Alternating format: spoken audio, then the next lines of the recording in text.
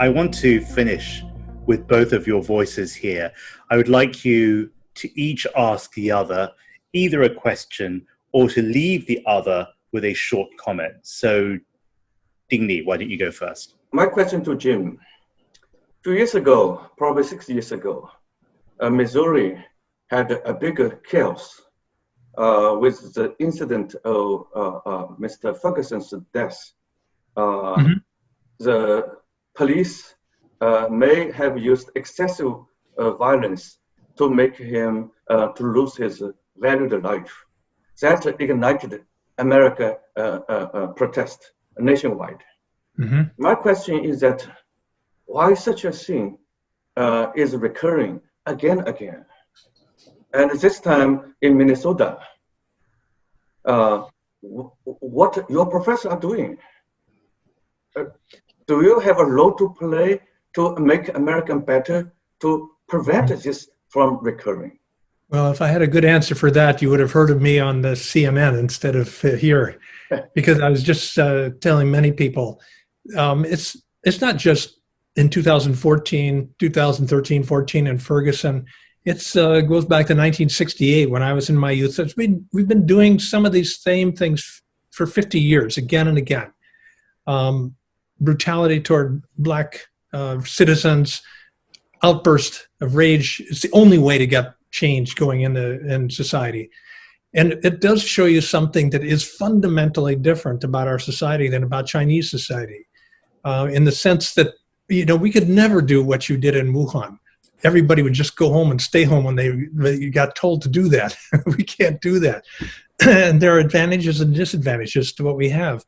But what you're seeing here is an ongoing, brutal, painful discussion in America about what is oftentimes called our original sin, slavery and racism. And that's part of America. We have some great successes over the last 50 years, but we're still struggling with this. And you're seeing it. And I don't know how bad it will get this summer. It's very disappointing, very disturbing. On a personal level, it doesn't affect me in the same way, but I was on email today with a colleague, an African-American colleague.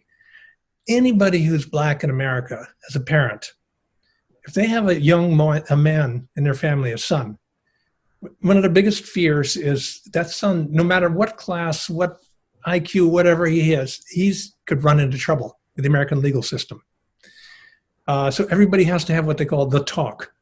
When you're about 10 or 11 years old, you have to sit your Black son down and say, look, if the police stop you, you do not ever say anything bad. This is racism. That's still just it's a very bad thing in our society that we're still struggling with.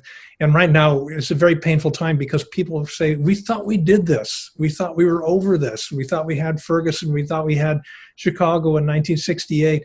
Why are we still doing this? So it's a long way of saying, I don't know. And a lot of us are struggling with this. The good part is that we are talking about this. We are talking across racial lines. But we're also honestly struggling with how can we keep circling back to the same sorry place. And it is a sorry place, to be honest. So. And your question or your comment in return? Yeah, I guess partly because we're so attuned to minorities here with these kinds of issues. Shen Dingli, there's a lot of talk in America about the way that the very small minorities in China are treated, because they're very small. Han Chinese are somewhere between 92, 95% of the population. Although China's so big, that's always impressed me. You could still have a minority that's bigger than many countries in the world, of course. But is there any feeling that there's something that's not just a matter of security that has to do with the people in Xinjiang, the Uyghurs, and the way that they're being treated? Because that gets a lot of play, and partly because we look at that through our own racialized consciousness, that question comes up a lot for us.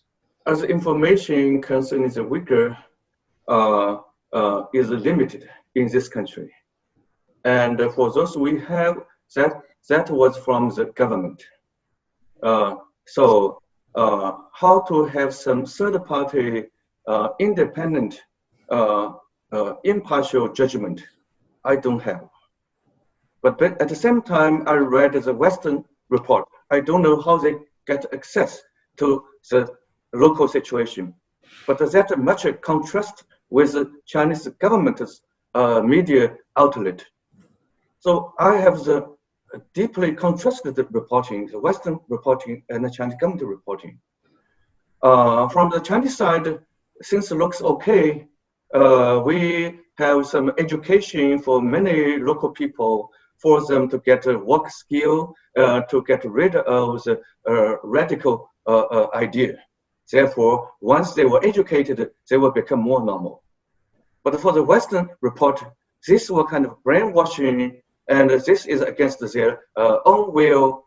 That make me feel puzzled. If the Western report is true, I think we may more balance our handling to both educate them, but also respect their own view. But whatever respect, we have no respect for separatism, for terrorism, for radicalism. We have no respect. So we need to educate them. You are not entitled to violate the Chinese law. We should tell people more openly and more clearly, probably inviting foreign journalists to Xinjiang to let them to visit those schools where we were educating those local people. Therefore, they will have a more first-hand, on-site-based observation. I think when this kind of view are different, we need to be humble to listen. And outside observer also need to be humble that without going to the local place, how can you judge the local situation fairly and objectively? I believe Chinese side and Western media coverage may have the same common purpose, which is to make Chinese to live better in a more respectful and decent way. And they are entitled to be free of terrorism. You may have a different view, but don't use the radical means.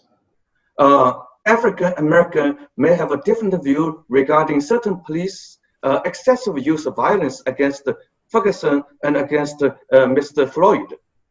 But you are not entitled to use this kind of burning, chaotic, destructive means. That would inevitably lead to more National Guard and military to defend the social order. So this applies to both countries. Use legal way to express your difference, but don't resort to extremism. So this is my view. I hope my government would give me a chance to go to Xinjiang, to go to this school, so I would speak more fairly and objectively. James, I think since that was an important question with an important response, would you like a further last word on that?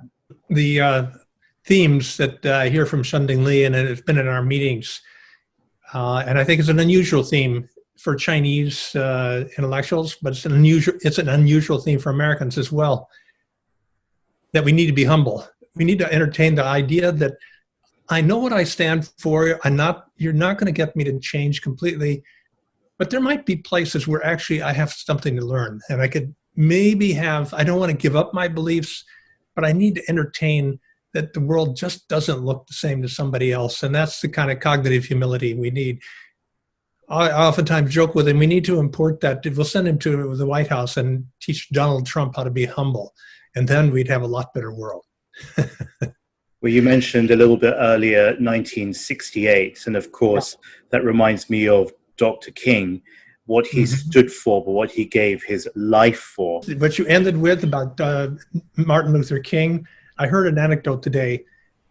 A woman who came here from China, Tsinghua degree, she got her PhD in anthropology in my department, but she has a son now, Felix. And today he asked her, after he watches the television and listens to all this violence, and he's a Chinese American kid. He speaks Chinese, but he's going to American school and everything.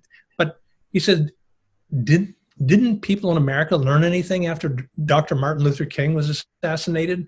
That's a perfectly reasonable question, but as a Chinese person looking through American eyes at something that's, because it's naive, it's the best question we could have maybe, and we're not providing the right answer yet. A few years ago, I brought my daughter to Wertsch, and on Wertsch territory, I let my daughter Elaine to read I Have a Dream.